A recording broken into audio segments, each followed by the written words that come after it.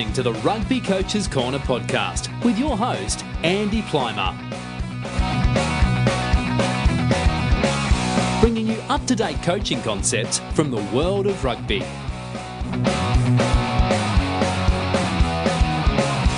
Sharing ideas to make the game better.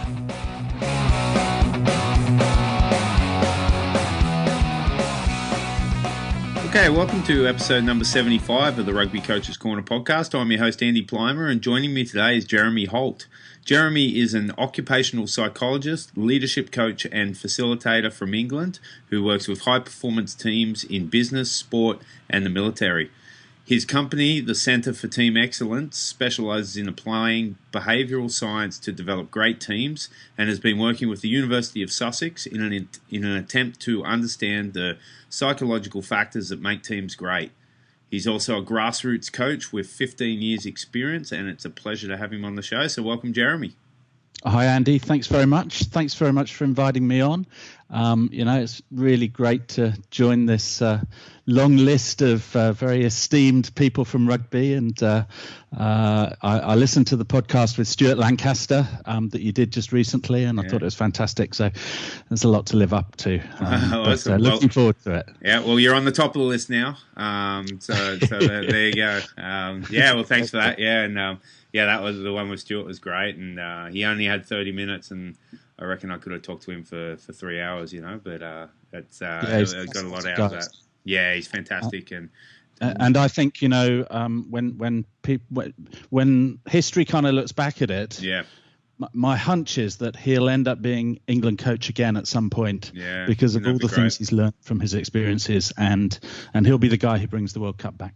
Oh, nice. Big call. I like it. Yeah. He just has to do that. All right. Cool. So what's your rugby backstory? How'd you get into it? And, how'd you start your coaching journey 15 years ago? Yeah, so I played rugby at school. I went to a school in Hampshire called Churches College. And, I was pretty passionate about rugby. And without, I think I would describe myself as a sort of a big fish in a very small pond. Mm-hmm. So, I played at the school, I captained the school. I did a bit of county rugby for Hampshire, but didn't really enjoy it. I think that was when I realised that perhaps I wasn't as good as I thought I would be. Happens to all of us, or most of us. I was listening actually to, there's just a podcast come out from Magic Academy. And they're with so it's a interview with Wayne Smith, and he was talking about sending a player a photograph of a jigsaw puzzle. One was a very simple jigsaw puzzle, and the other one was a really, really complicated jigsaw puzzle. And he was interested to see whether the player would take on the challenge. They had to choose which jigsaw to do, whether they take on the challenge of the difficult jigsaw puzzle or just go for the easy one as a kind of a measure of their growth mindset. And as I was listening to this, I was thinking, well, back then I'd definitely have taken the easy jigsaw puzzle. I don't think I'd have pushed myself that hard. But I enjoyed rugby a lot at school, and then when I left school, went off to university. I actually didn't play, so I did a little bit of club rugby just before I went off, and then I didn't play at university, and then I went and worked in London. So I came back to rugby sort of in my late 20s, and then I played through till I was about 40. And I was playing, not even first team rugby in the club that I played in. So, certainly not a stellar player, a bit of a sketchy background as a player, really. But what I really enjoyed about the whole experience is, for a couple of years, I was part of a team which was just the most incredible experience. Great bunch of guys. We played some really good rugby at our level. We won an awful lot of matches, and we had a lot of fun together. So I guess my rugby memories from playing are around those kinds of experiences. And I think that's probably the vast majority of us. It's about that experience of being part of a team, belonging to something, that camaraderie and that kind of friendship. So then, time kind of caught up with me, and when I realised that I was spending more on physio bills than I was on club subs, I thought it was probably time to stop, and I had a young family on the way as well. And then when my son was 5, I took him along to my local club. I thought it was time to introduce him to the great game. Of course. And I think like a lot of dads on the touchline, I just didn't step back quickly enough when they said, who would like to get involved and help with the coaching. So I had a cycle going through coaching my son and his age group from 5 up to under 18s. And, it's funny, when I listen to people talk about how to coach and how not to coach, and especially the way that, I think coaching is evolving over the years and our view about what coaches should do. And I look back and I just sort of hang my head in shame, and I think those poor kids that I coached, I think pretty much everything we did, we were, it's very old school. So you're not alone. No, I know. So I did that, and then when my son went off to university, I had to decide whether I wanted to carry on. So that's when I stepped back down an age group, and so I've been coaching the team that I currently coach. I was sort of an assistant coach for a year, and then I've been coaching them for 2 years. Right. So they've just finished under 16s. Cool. Well, we'll definitely touch on that because that's a pretty cool story with that team. What about psychology? How did you get into that? What was the kind of pathway to becoming a psychologist and the work you're doing now? Yeah, so I did a psychology degree. After the psychology degree, I decided the one thing I didn't want to be was a psychologist, because pretty much then, you were either a clinical psychologist or an educational psychologist. I didn't fancy that. So I went and worked in advertising in London for a few years, and then I think I gradually realised that advertising and me were not meant for each other.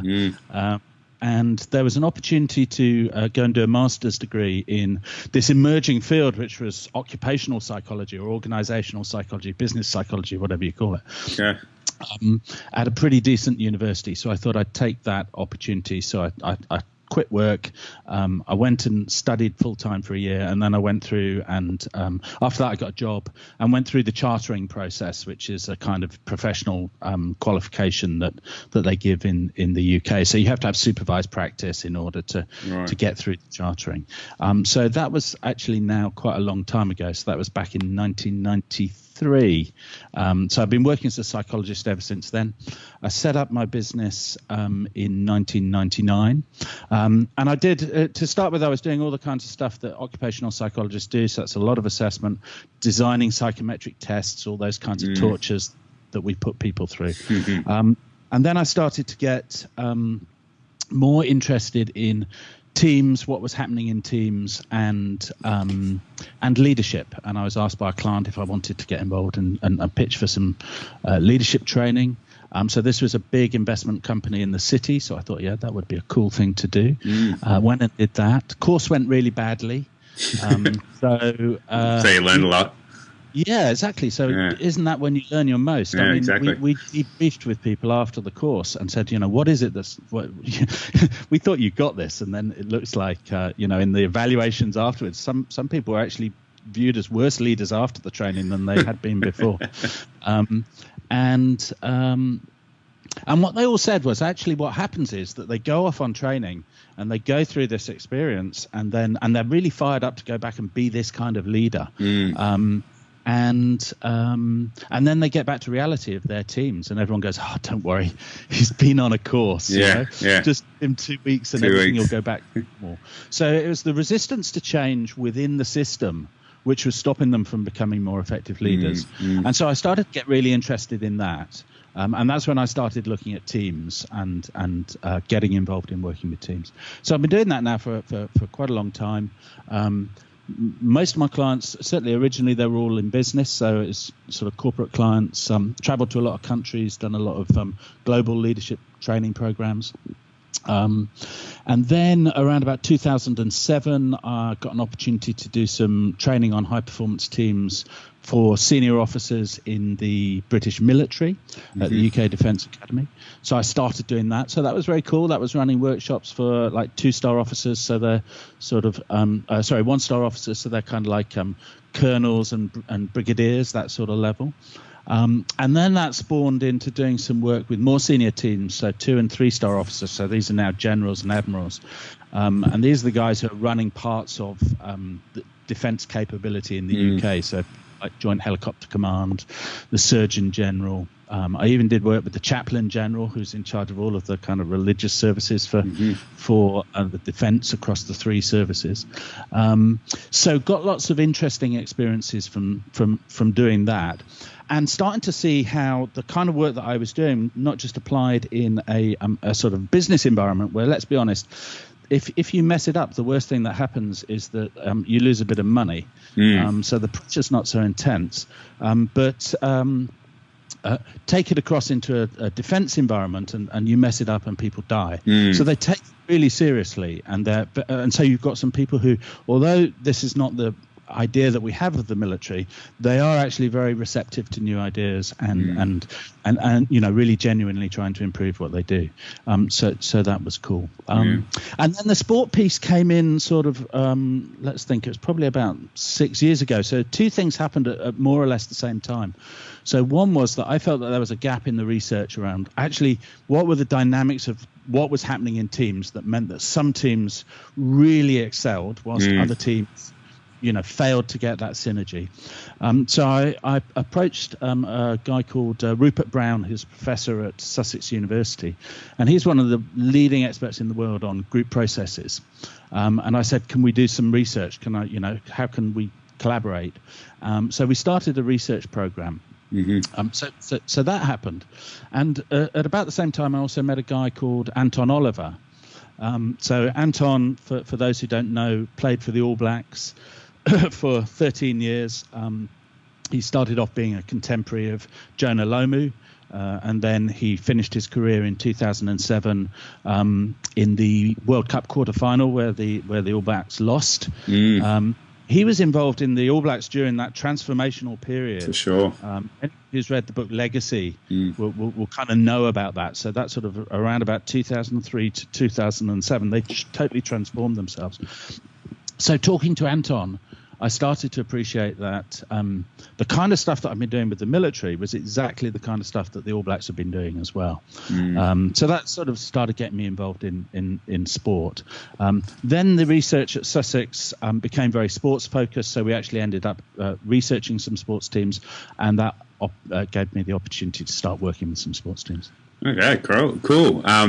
We did a bit of a primer interview or chat before this episode, and we talked a lot about a lot of things. But one of the things was the concept of sports psychology approaches in elite sport versus grassroots sport. Sports psychology is a super general term, and I'm sure that's there's so much more to it. I has the guess that the majority of listeners are in that grassroots environment. So what, from your experience and research, what the difference, or is there a lot of difference between the approaches in elite sporting to grassroots? So I think that the focus of most sports psychologists in elite sport is around individual preparation for performance moments. So it's kind of intrapsychic. It's what's going on inside your head. So that might be around how you maintain your attention. It might be around how you prepare for games. It might be around using visualization and imagery. And it tends to work with an individual being working individually with a psychologist. Right. So if you contrast that with my background, so what we do in occupational psychology is we intervene in organizations in 4 levels. So first of all, we look at the whole organization and what could you do there to improve its functioning. Then we'll look at the team level. Then we look at the interpersonal level in terms of relationships between individuals, and then we'll look at the intrapsychic level, which is really where sports psychology sort of plays out. But it's quite an exciting time, I think, for sports psychology, and I think there's the potential for it to start to trickle down. And the big change really has been that, and I think Dan Carter summed this up really well in an interview he gave, I think it was a couple of years ago, and he said something along the lines of that when he started playing rugby, you saw a sports psychologist and everybody thought there was something wrong with you. He said by the time he finished, if you didn't see a sports psychologist, everybody thought something wrong with you. Yeah. And I think that's what's happened, is that instead of it being a problem-solving kind of intervention, it's now seen as just part of the training that you should be doing. So it's like a skills coach. You're working physically on your body. You're working tactically and technically so that you can execute and you can understand the decisions you have to make. And the third sort of leg of the stool, if you like, is, are you mentally capable to do that, or are you going to have an emotional hijack? And there are some really quite simple things that you can do with players that have an impact on that, in terms of their own mindset. So I think that what we'll see is that starts to cascade down and starts to become, more accessible. But the kind of focus that I tend to have is obviously around how do group dynamics play out in team sports, and what can we do about that, and what are the simple steps that coaches can take in order, or any leader actually in any circumstance, but how can we make this simple enough that you as a regular grassroots dad or mum volunteer could understand some steps you can take in order to improve the group dynamics within the teams that you're playing with. And obviously, there's some reasons why you should want to do that, which I'm sure we'll go on to talk about. Yeah, well, let's have a look at that now. If we're talking grassroots, often we're talking age grade, we're talking adolescence. Given what we know about brain development in teenage kids, and also like probably a bit of a time delay between girls and boys as well. What are some of the areas we should be focusing on to make sure we're creating an environment that's positive and enjoyable and cohesive? Yeah. So, I mean, to start with, I think there's a lot of changes in coaching which I'm seeing, which I'm learning from. So I know that you're seeing Rusty Earnshaw next week, is it? He's so people like Rusty and John Fletcher I think are really challenging coaches and making it easier for coaches to think about how do kids learn. So what is that sort of pedagogical process by which people acquire knowledge, and particularly skill acquisition when we think about physical skills as well as mental skills around decision making. So that's kind of like about challenge-led learning, and it's about contextualized learning. So I can learn something in one context, move me to a different context. So I can be great in a drill, move me to a match. Guess what? It doesn't apply. And obviously they're looking at things like gamification. So I think that's one thread. I think the second thread has been around the sort of player-coach relationship. So people starting to have a better realization of the potential damage or impact that you can have as a coach by the way in which you treat players in your relationship with those players. So what we're seeing is, there's a number of shifts, I would say. So, from dictator to facilitator, from a source of knowledge to being a stimulant for someone else to think, for the players to think, from being sort of the wise guy in control to being empowering, and from being, sometimes I'm probably just describing myself here, but, kind of dominant and a bit egotistical and having my own emotional hijacks and getting angry about things, to trying to be much more respectful and accepting. So I think all of those really, I think they're coming from different origins. Those two things are coming from different origins, and they have an impact on, there's a recognition that adolescents are not mini adults. Their brain has not developed to an extent that they think like adults. And then I think the third area that's been interesting has been parent engagement. So looking at how can coaches help parents to engage in a more constructive way with their kids in the conversations they have around the sport. So from being a passionate fan who's only really interested in winning to being a passionate supporter. I went and watched the South Africa-Japan game in the 2015 Rugby World Cup. If you remember, Japan famously just won in the last minute. And what was interesting was that the South African fans who were in the stadium were all livid, and they were leaving because they were fans, they were fanatics. They didn't see it as their job to stay and support the Springboks right to the end. And I see that play out in parents sometimes, where what they want is to see victories, and the support of the child is less important. So I think that's changing. But all of these changes in coaching have really focused on the relationship between adults, that's either coaches or parents, and players. And yet we know that for adolescents, this is not really where the action's happening. It's in peer-to-peer relationships that's the driving force for their development, and it's what they care about at that stage in their life. And if we're going to understand that, it's helpful to look at some of the neurological structures and functions that are going on in the brain and how they develop during that period of life. So if you look at all humans, we're sort of deeply pre-programmed through natural selection to notice and respond to social exclusion and social inclusion. So we experience social exclusion as a threat.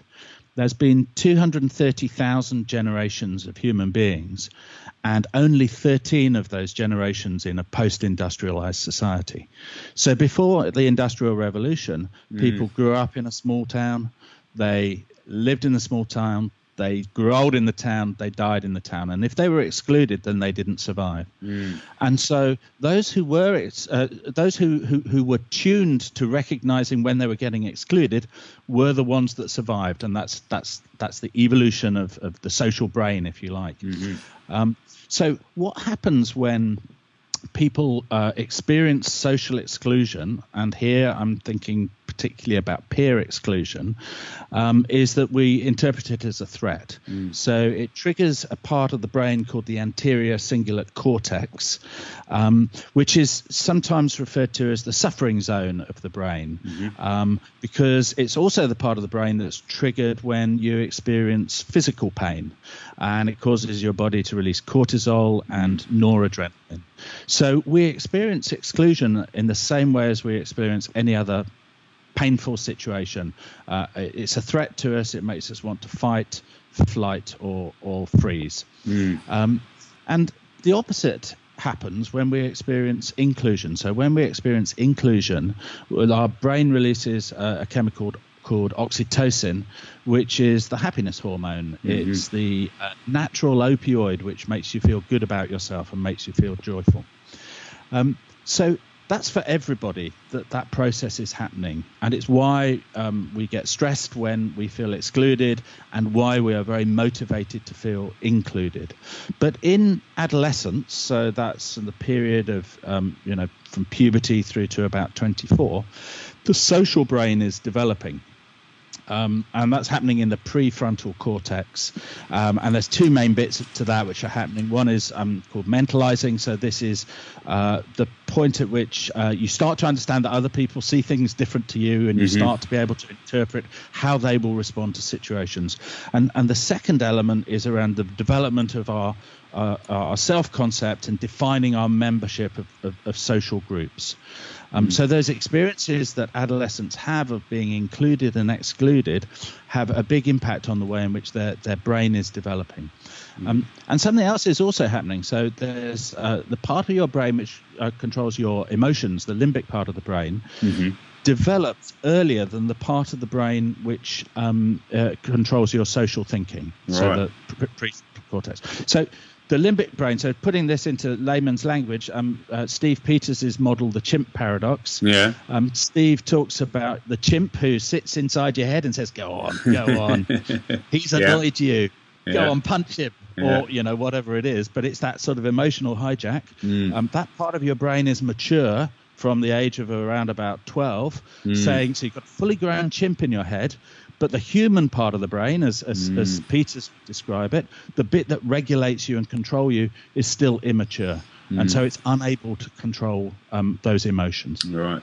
So what's happening for adolescents is kind of what's happening for adults, but it's writ large, and it becomes hugely significant in their development. So there's a lot of processing that's going on in the teenage brain, and which might surprise you, but most of it is social. So they're spending a lot of time thinking about where do they fit in socially. And actually they're doing that using different parts of the brain to adults. So it's not that they've got a reference system that they can sort of draw on memories, they're learning it for the first time. Right. So why does that matter? So I think it matters because all of that is playing out on the sports pitch. And for lots of children, sport is a really important opportunity for them to learn social skills and for them to get that sense of belonging and inclusion that means that their body's releasing oxytocin and they feel safe as opposed to feeling under threat. And I did a calculation. So for the under-16s team I coach, in 2018, I calculated that we spent 330 hours together. So that's 41 working days, if you want to think of it like that, or 8 weeks. So it's actually a huge, and I don't think we overdo it. I think we don't train as much as some teams. It's a huge amount of time that players are spending with coaches, and therefore a great opportunity to have a positive impact on them. Yeah, absolutely. And when you put it in those terms, it's massive, and we can't underplay how important that is. So I guess the question then is, what can coaches do about that? What kind of approaches will be helpful? And I think whilst the neurology tells us a bit about the brain structure, we need to start looking back to psychology, and in particular social psychology, to understand the function of what's going on. So what are the processes that are influencing whether people feel included or whether they feel excluded? And there's actually been a lot of research in this with an approach which is called the social identity approach. And what the social identity approach does is it looks at who you are and how you define who you are. And it explains that part of who you are comes from your genetics, your childhood experiences, and that's a fairly static part of you, which really comes to the fore when you're just on your own or interacting with just one other person. But then layered around that, and equally important, is what they call your social identity. So that's the part of you that's defined by your membership of different social groups. And that is dynamic, and it's constantly emerging. And obviously, we categorize ourselves as belonging to lots of different social groups. And some of them are very important to us, and some of them are not very important to us. Yeah, so when we look at successful teams, what we find is that those teams have a strong identity. And so if you flip that round and think about it from the player's perspective, that means that the players are identifying with the team, that being a member of the team is becoming part of their self-concept, their sense of who they are. And it means that they start to think about, who are we, rather than just who am I? So if you were to go and talk to someone who played for the All Blacks or Saracens or any of these really successful elite teams, that sense of being a member of the team has become an important part of the players' sense of themselves, an important part of their identity. So in a sense then, leadership is about facilitating the creation of a strong identity within a team and taking that story and bringing it to life. And that's what great coaches do as well, is that they create opportunities to create a narrative about what it means to belong to this team, so that players start to really emotionally engage in it. And there are lots of positives that come from that. Oh, that's great. Yeah, no, there's lots of examples there that you've given, and I'm sure listeners are thinking of other teams where they just achieve greater than the sum of their parts, and no doubt a lot of that's due to that connection, that peer-to-peer, and wanting to play for each other. You've, like I mentioned in the intro, you've also been involved in a fairly extensive study with the University of Sussex on this topic. What's a bit of a description of that study, and what were some of the key findings from it? Yeah, so the research program lasted for 3 years. It was the PhD of a guy called Will Thomas. It involved researching. So we looked at sports teams, and what we were interested in was, what is the impact of identity on performance in sports teams, and what motivates people to identify with those teams? So in the sample, we had 52 different teams, 528 players from 14 sports and 3 countries, ranging from elite Olympic teams right through to grassroots teams. So a real broad cross-section. And so the first part of the study was looking at what impact does having a strong team identity have on performance. And we were really shocked by what we discovered. So what the study showed was that a simple way to explain this, if you take the 20% of teams with the strongest identities and compare them with the 20% of teams with the weakest identities, there's a performance difference between those two groups.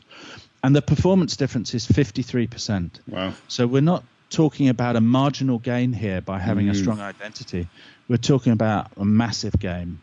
We're talking about the sort of things that explains why teams which you would say, on paper don't look like they've got the best players, still manage to win and then win and then win and then win.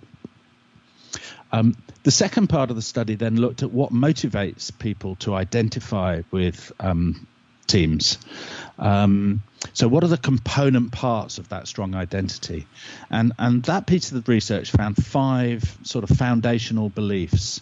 And these 5 beliefs accounted for 89% of the variance. So basically that's almost all of it. So almost all of what's going on in terms of whether you identify with a team or not comes down to, do you have 5 beliefs that are shared across the team? Right.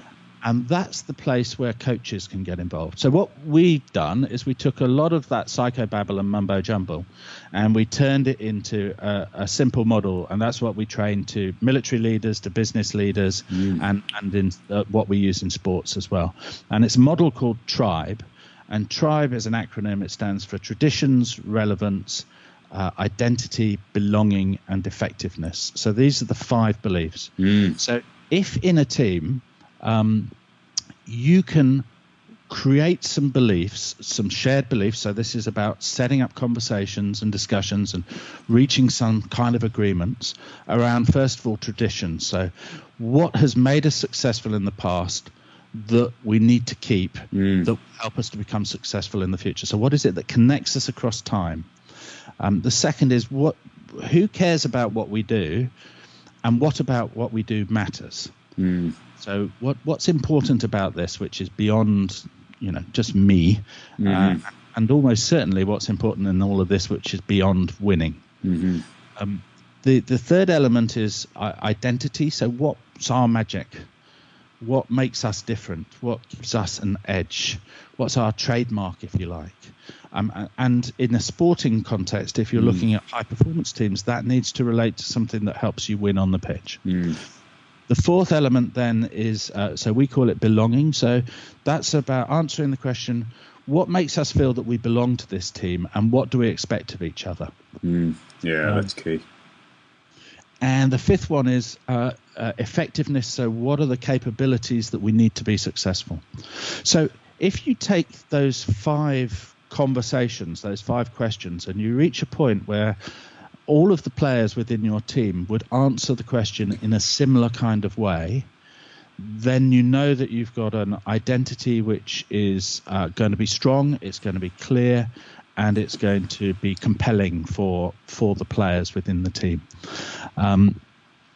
And so one of the things that we talk about, so I've been working with, I work with a number of elite level sports teams. And one of the things that we look at is the player journey. So what is the experience of a player when they first come and join your team? What are they told? What are the stories that are told about belonging to your team? What happens to them during their experience whilst they're in the team? So that's any touch point. So it could be training. It might be socials that you put together. It's obviously matches. It's then your post-match analysis. And then ultimately, what happens when they leave that team? So what is the legacy that they believe that they're going to be leaving once they leave the team?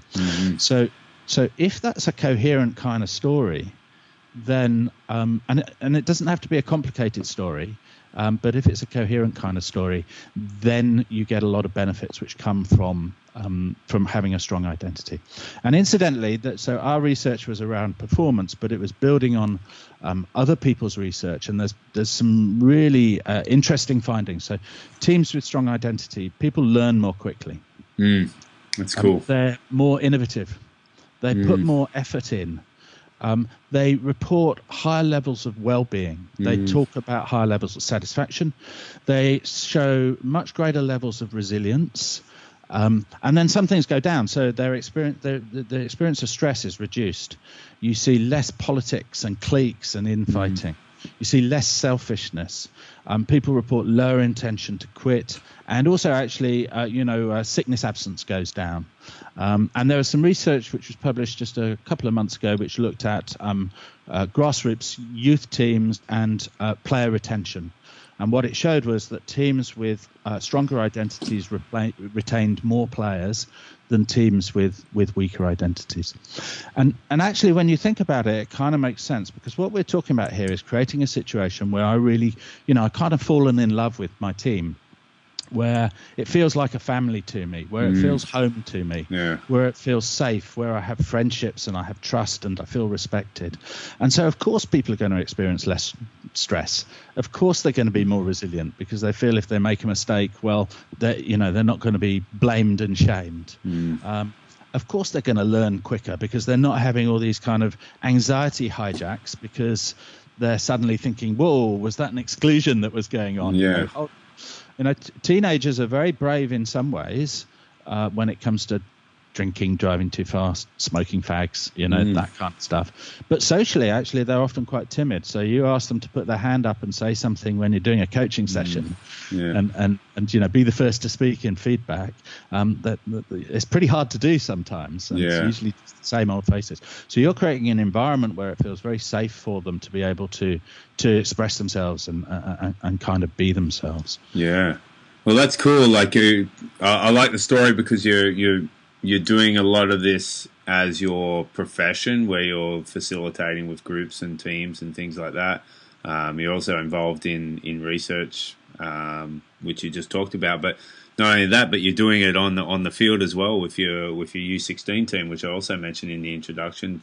So you're kind of doing full circle here. So you had a tough season with that U16 team, but then it became incredibly successful as well the following year, and you were employing a lot of these ideas into that process. Can you talk a little bit about that team and what the backstory was there, and how you guys ended up in your second season? Yeah, sure. So I coach at Hove Rugby Club, which is just down on the south coast of England. Yeah. And I coach. So last season we were under 16, so I've been coaching the boys since they were under 15s. Right. I was an assistant coach at under 14, so I was kind of learning what was going on and trying to looking at the team. And there had been some strife within the team, so various players had quit and gone to other clubs, and there have been some difficulties. So I think morale was a little bit low. So when I took over in under 15s, the first thing I did was I sort of did an assessment of where they were at. So a team is never a blank piece of paper. You're always trying to figure out what's going on, Sure. What's good, what works, what doesn't. I thought that from a rugby perspective, one of the big problems was that the style of rugby that they were playing didn't match their physical capabilities. So it was a forward sort of based style, but actually the boys were quite small, and we had at that point we had 2 county sprinters. So, you just want to get the ball wide to the gas men, right? Yeah. But that wasn't how we were playing. So I started looking at what did I think were the beliefs around this tribe model within the team, and where did I want it to go to. So, we started off. I looked at tradition. So what were the things which had been successful in that team? So it had been very sociable. And I think there was a good social network within the parents and the players. They enjoyed dinners and tours. We went on an under 14s tour, which felt like it really clicked for the boys. So there was a tradition around that social element to do with the team. Right. We looked at relevance. So who cared about how they did? So that's obviously parents, the club, and the players themselves, and what mattered in it. Well, the first thing that really mattered was that they had a good time. So it was about fun. Absolutely. And the second thing that mattered was, why did their parents send them to play sport? Well, it was really because they wanted them to be better people. And, I think that's why people pick rugby as opposed to some other sports, because they believe in the ethos and the values of the sport. So they wanted them to be fitter and more confident and more respectful and happier. We looked at what was going to give us an edge, what was going to be our magic. And we decided that we'd play a really fast game, so we called it Lightning Rugby. Sweet. So it's about moving the ball edge to edge. It's about when it's on, so taking risks. Total chaos in attack. We play so fast that no one can live with us. Order in defence, but trusting the man outside you. So I talked to Anton Oliver about the transformation in the All Blacks, and one of the things that they decided to do, they called it pass the ball, but it was to say wherever you are on the pitch, if it's on, it's on. If you can see there's space, it's on. And the fact that the guy outside you happens to be a prop or a hooker in Anton's case doesn't mean you don't pass the ball to him, because there's an opportunity there and you need to trust the guy outside you. For sure. And when the All Blacks started doing that, what they very quickly discovered was that the prop and the hooker couldn't catch the ball and they couldn't pass it. So they didn't have the skills to execute the game plan. So I already knew that the sort of approach that we were going to take would take a while for us to develop it, because we didn't have the skills or the fitness to be able to play the game. But it was a sort of vision that we bought into. Around belonging, we went big on no criticism, no blame, no shame. Never giving negative criticism to an individual, only ever giving collective, critical feedback.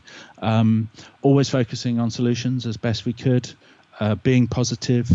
We adopted the All Blacks no dickheads policy. And the kind of language that teenage lads quite like. Yeah, for sure. And with some very clear principles that sit behind it. And then that led into what was going to make us effective. So obviously that was stuff around handling and technique and stamina and decision making and so on. And then the last element is what's our goal. And we talked about just playing beautiful rugby. So we never talked about the scoreboard. We didn't talk about winning. We just said we want to play the kind of rugby that we would like to watch. Which is about attacking flair and Sonny Bill Williams offloads and all that kind of stuff. Yeah. The stuff your coaches always tell you never to do, but actually that's wrong. hey, we need to learn. If you're going to do it anyway, let's learn to do it well. Absolutely, yeah. Practice it. So how did that go? Well, in the first year, I started off by putting some big blocks in. So we organised a tour. Under 15s is a good year to. It's the last touring year, really, because there's no major exams for them. So we went on a tour to Ghent in Belgium. Right, sweet. We did fundraising around that. Some of the money that we raised, we gave to charity. So we're starting to thinking about how does this connect with the story of being better people, doing the right thing. We got involved in a Memories Day. So there's a charity which connects older people with young people. To talk about sport, because that is beneficial for the older people, but of course it's also beneficial for the young people too. We had Christmas dinners and end of season dinners and those kind of things. So I put the big blocks in and we started coaching around how we wanted to play the game, and we lost. And we lost, and then we lost, and then we kept on losing, and we went through the season. And at the end of the season, we'd won a few friendlies, but in the games that mattered, we lost them all. So we were bottom of the league. We lost every game, and some of them were close, but we still managed to snatch defeat from the jaws of victory. And the way I would characterize the season is it started off with a kind of rejection. So, I turn up, I say this is how I think we should do things, and I'm gradually trying to establish these beliefs amongst the boys within the team. And that's through having conversations. Some of it's formal, some of it's informal, a lot of it's informal. Emails out to parents, sending messages, that kind of thing. But because I've got a plan, a consistent idea of what is the story that I want them to be able to say about the team, you don't get deflected just because there's a lot of pressure because you're losing. Yeah. So I put the season into 3 phases. The first was rejection. They didn't believe that I knew what I was talking about. Yeah. They didn't really buy into it, certainly not wholeheartedly, and certainly not some of the key players. Then acceptance. So in the acceptance phase, we started to do better. And then the last few months of the season, we started to perform. So by the time we went to tour, we were playing well. But the league had already finished. So that was us done for the league. But at the end of the season, we still managed to attract 9 or 10 new players. So that's cool. So despite being the bottom team in the league, we still were growing. And I think everyone felt really good about the season. So then we went into under-16s, and actually we didn't get relegated because another team decided it wanted to drop down because it had lost some players, even though it had won a few games. They'd lost players. So we stayed in that top league. We put again the big bits in. So we did pre-season boot camp and we did the dinner at it. So maintaining this idea of socials and opportunities for people to talk to each other, but also there are opportunities for us to talk about culture and what we expect of each other. We went on a tour to Bath this time, Christmas dinner, end of season dinner, and we started winning. So we started winning our league games. We were trying to pick tougher opposition for friendlies, so we were experimenting a lot, so we were losing plenty of our friendlies, but in the games that mattered we were starting to perform. And so this, as under 16s, we went through the season undefeated. Awesome. And won the league. And as that developed, actually it was interesting how and you hear coaches talk about it a lot, of that we as coaches, so I've got a group of guys who I coach with, that we were able to step right back and add more and more and more responsibility over to the players, because this identity had now created this kind of self-regulating culture where they were all working really hard for each other. And what was most telling is I always think that attack is about talent and defense is about culture. At the end of the season in the league, we were the second highest point scorer in attack, but our defence was so solid. I think we conceded 50% less points than the next best. That's awesome. And that was because actually the boys cared about it and they were prepared to get back on their feet and 30 feet on the floor, getting back in line, staying connected, working hard in defence. It doesn't matter how much you coach around the techniques. It's that effort that makes it matches. So the lads were doing that. We introduced a few other things. So we started using Huddle for video analysis. So we videoed our games. And I saw something that Blackburn Rovers football team have been doing. So they've been using Huddle, and all the play analysis was done by the players. So we started doing that. So again, it's around empowering them to what do they look at, what do they want to develop, how should the game change, what plays are we using that work. It's up to you. You're the guys on the pitch. I don't know. You decide what you want to play. So they could start to look at that. We had two key games. So one was a game where we played the team that had always beaten us for the previous, forever actually. I don't think we'd ever beaten them before. Perfect. They'd won the league for the previous 4 years, and we beat them. And after that game, the boys organised to go out to dinner together, and everyone in the team went. So self-organised, just going out to celebrate together. And then after we won the league, which was against our local Derby team, which is a Derby match against Brighton, I always like it. Graham Henry talks about when the All Blacks smashed the French 8-7 in the final of the Rugby World Cup 2011. It was just like that. We smashed Brighton 5-0. And so there were more celebrations after that. So it'd be interesting because I'm sure some of the boys will listen to this podcast and they might disagree with it. But I think what's happened is that team has developed this sense of identity, which has had a big impact on the way in which they perform on the pitch, but also their experience off the pitch. And we talk. Saracens talk about making memories, and I'm a great one for borrowing other people's ideas. So we also talk a lot about making memories. So win or lose, how can you make sure this is a memory that they will always have with them? And I think we're doing quite well at that.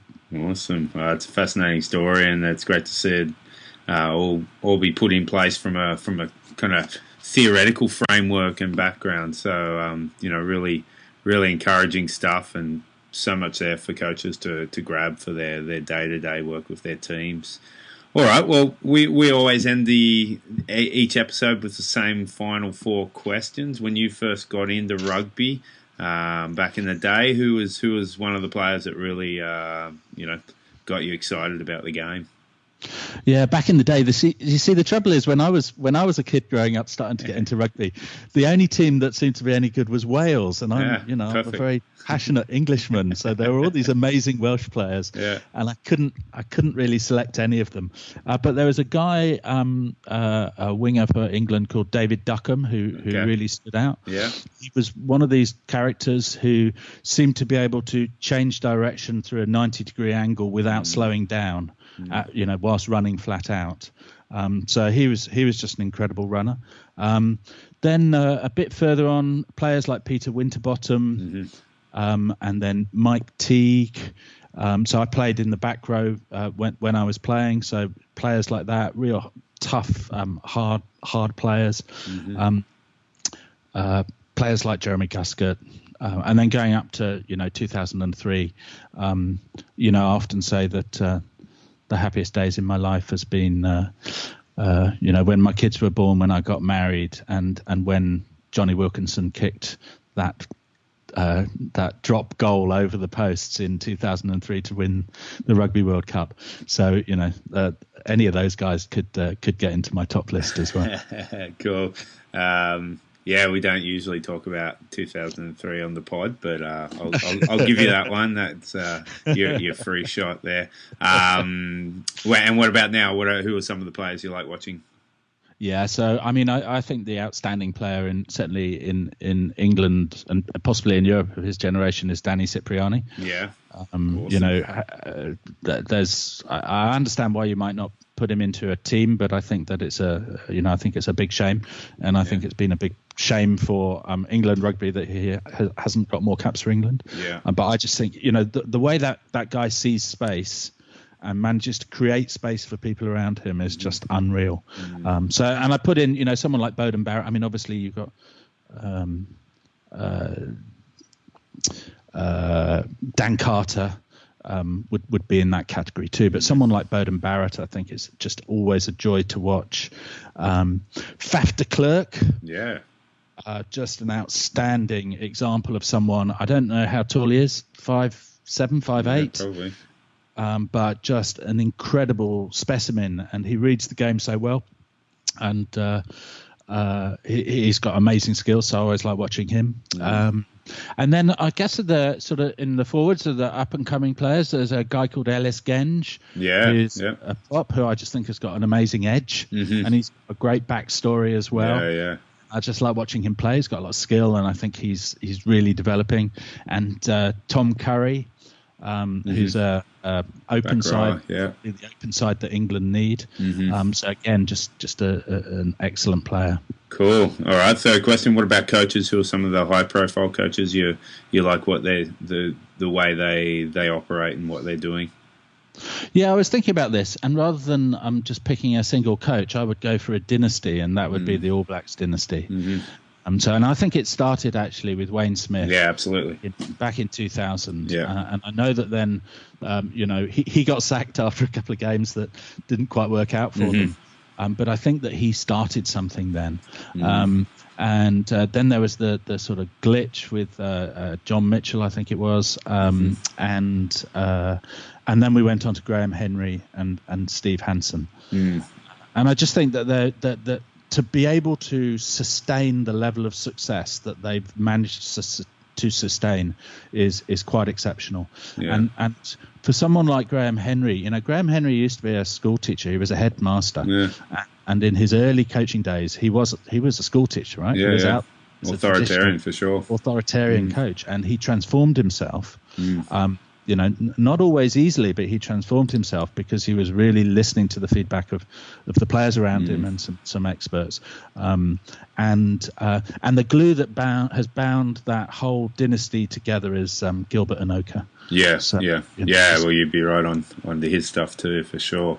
Yeah, and I think touching on you mentioned Stuart Lancaster earlier in the interview, and I think what New Zealand rugby did, which was incredibly gutsy and showed some amazing foresight and faith was to re-employ Graham Henry after the disappointing Rugby World Cup, and they would have come under immense scrutiny for doing that. But look at the results of what happened there, and I often think of England, and if they re-employed Lancaster, what would have happened as a result of that too. So it's a fascinating parallel, that one.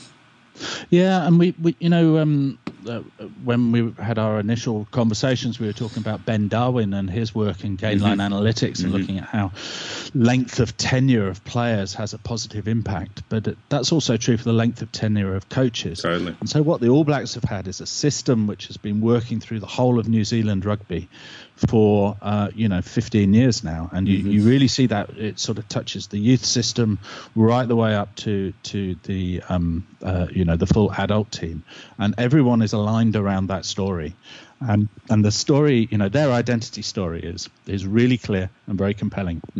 Pretty much anyone in New Zealand could tell you it. So I think that has not happened through accident. That's happened through determination. Yeah, absolutely. All right, and final question: who are some grassroots coaches then that are flying under the radar, that are out and about in your community, that you feel deserve a bit of recognition and a shout out?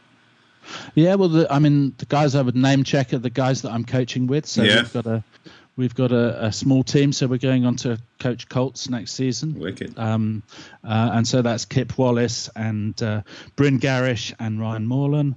And they're just and what's interesting is, I think just as it's important to have a team of players and focus on the team of players, it's important to have a lot of trust in your coaching team. And to have different perspectives and to be able to bring different things and to value all of them. So that, out of those guys, it ranges right down to some young guys who are still playing and are close in age to the players, right through to me, who's an old codger. But I would definitely name check them. And then, more broadly, I think in the UK, so in England, there's obviously people know about Rusty and Fletch. So I think that what they're doing is really having a very positive impact on the game more broadly and building some momentum. There's a guy called Rich Berry who I think is doing some really interesting stuff around relationships between coaches and players, and I think that that's going to pick up momentum as well. Sort of stuff around duty of care. And there's a guy called Richard Shorter who is the non-perfect dad. And I just think that's the other piece of the jigsaw puzzle. This helping coaches to really think about how they engage with parents and looking at the whole package. So I think those guys are having a positive impact.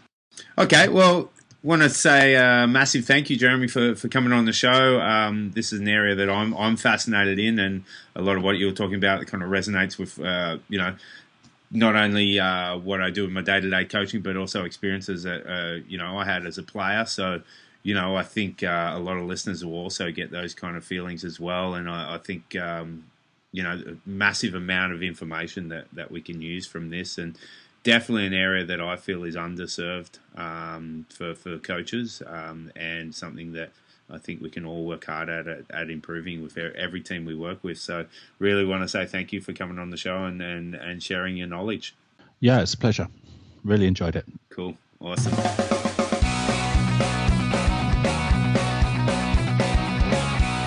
Thanks for listening to the Rugby Coaches Corner podcast.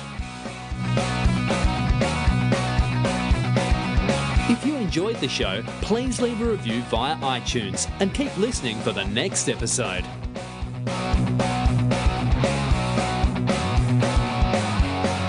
You can also follow us via Twitter at Rugby Coaches CNR or via the website therugbycoachescorner.com.